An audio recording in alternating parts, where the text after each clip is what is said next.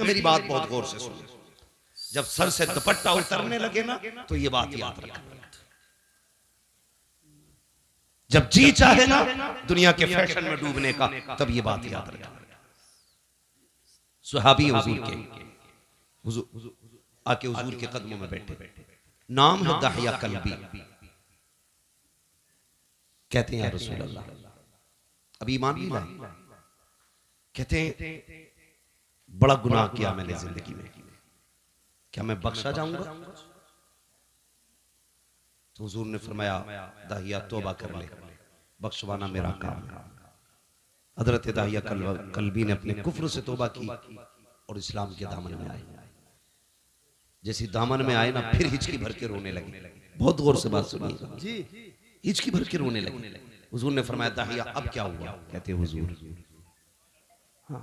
गुनाह बहुत बड़ा है, लगता नहीं बख्शा जाऊंगा।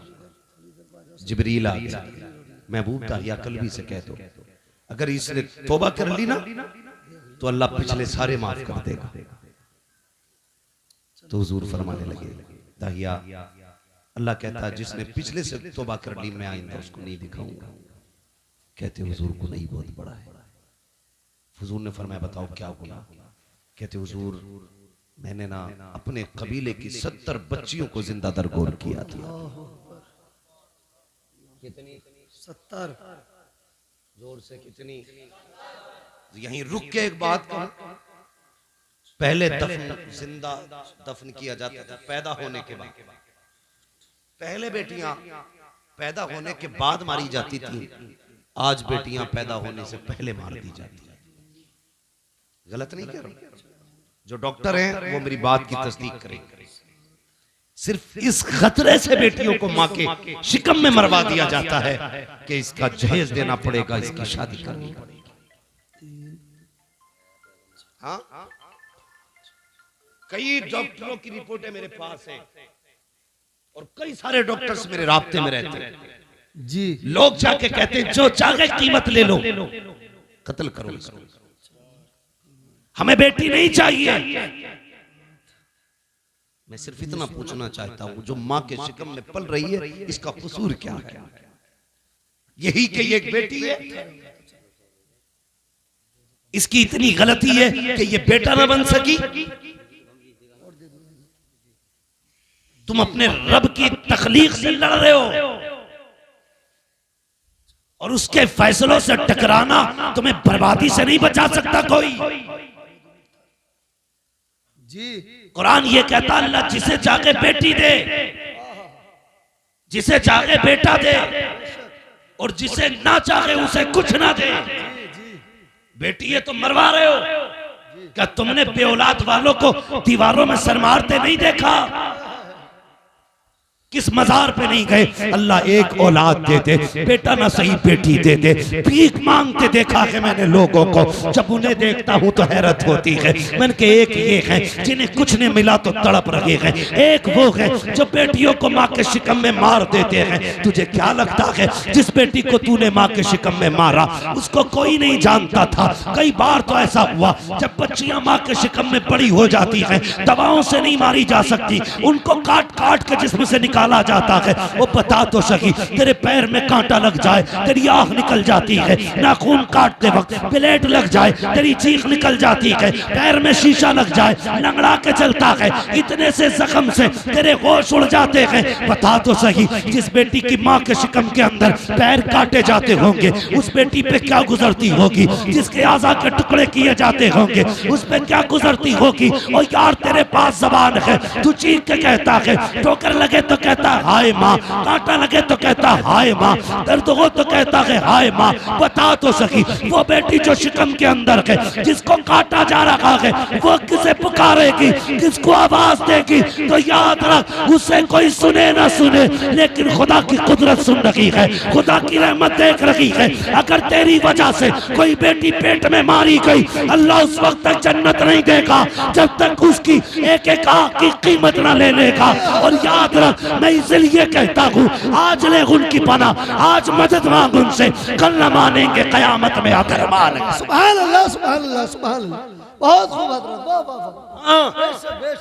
कल भी बेटी हमारी जा रही थी, आज भी मारी जा रही है। फर्क है, कल बचपन में मारी जा रही थी, आज निकाह के बाद मारी जा रही है। जी बहुत अच्छा पैगाम है, बहुत अच्छा पैगाम। अभी चंद दिन पहले की खबर है, एक बच्ची को सिर्फ इसलिए निकाल दिया गया घर से कि वो ससुराल वालों की मनपसंद का बेड नहीं लाई, उनकी पसंद का सोफा नहीं लाई थी, उनकी पसंद का सामान नहीं लाई थी। खुदा का वास्ता यार, खत्म करो ये तमाशे, खत्म करो। अगर हम नहीं बदलेंगे ना तो फिर कुछ नहीं बदलेगा। जी बेशक, ये सुन लेना मेरी बात, अगर हम नहीं बदलेंगे तो ये फिर कुछ नहीं बदलने वाला। खत्म करो यार, बेटियों के आंसू नहीं देखे जाते, नहीं देखे जाते आंसू बेटियों के। यार किसी को खाली हाथ भी लेके आप फिर देख खुदा कितना देता है। जी मेरे हुजूर ने कितनी निकाह की है? एक रिवायत के मुताबिक 9 निकाह फरमाए, दूसरी रिवायत के मुताबिक 11 निकाह फरमाए, है ना? 9 ले लो या 11 ले लो, एक रिवायत दिखा दो जिसमें हुजूर ने जहेज मांगा। जी है ना? नारे कितने बड़े लगते हैं, गौस का दामन नहीं छोड़ेंगे। जी मुहर्रम आ रहा 10 दिन तो बिल्कुल ऐसा हो जाएगा, मुंह के बल गिर जाएगा जैसे करबला से अली आ रहा है।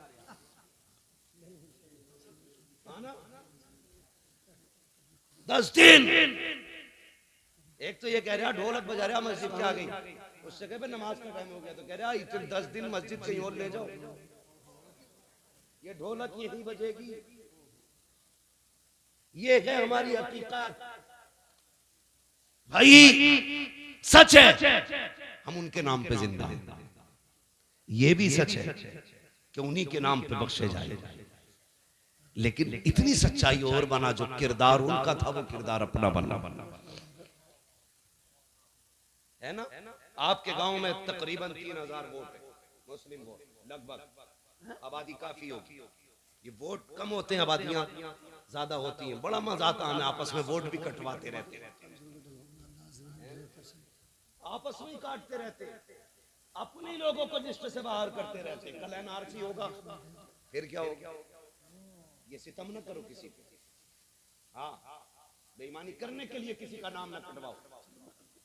जो नाम कटवाने की साजिश करे, ये सियासत हमारा काम नहीं है, लेकिन फिर भी बता के जा रहा हूँ, जो किसी का वोटिंग लिस्ट से नाम कटवाए उसे लात मार दो, इसलिए कि जो हुजूर की उम्मत का नहीं हो सकता वो तुम्हारा नहीं हो सकता। क्या बात है, वाह वाह वाह, क्या बात है, बहुत अच्छा है। ये याद रखना जी, जो उम्मत का नहीं हो सकता वो तुम्हारा नहीं हो सकता, नहीं हो सकता है, इसलिए ख्याल रखना भाई। तू जीते या हारे ये तो रब की तकदीर है, मगर किसी का हिंदुस्तान में रहने का हक ना छीन। जी मालूम है, कभी कभी एक वोटिंग लिस्ट में नाम ना हो तो एक इंसान को कितनी दिक्कतें हो जाती है। सब जानते हुए भी सितम करते हो, अल्लाह को मुंह दिखाना है। बेशक बेशक, फिर धनिया 5 साल रहेगी जी, 2.5 साल में भी मर सके जी, बहुत अच्छी बात और अगले दिन भी कोई गोली ठोक सके। जी मरे जीत के ला रहे थे वो क्या लिस्ट, क्या बोलते हैं उसको भाई, कागज जो दिया जाता बाद में, जी पर्चा खरीद के, प्रमाण पत्र ला रहे थे जी, घर तक ना पहुंचे, वो लिस्ट में हुई कफन में लग गई। अल्लाह, मौत का कुछ पता है जी नहीं ना, अल्लाह रसूल की रजा के लिए जी, बेशक बेशक, सिर्फ अल्लाह रसूल की रजा के लिए। भाई मैं जो बात अर्ज कर रहा था, तवज्जो करें मेरी बात, अल्लाह तौफीक देना तो किसी से डिमांड नहीं करना। बेशक बेशक, कई बेटियां मार दी और एक बच्ची का खुद फोन आया, उसने कहा मौलाना अल्लाह ने 2 बेटियां दे दी है, 1 साल हो गया मेरा शौहर बुलाने में।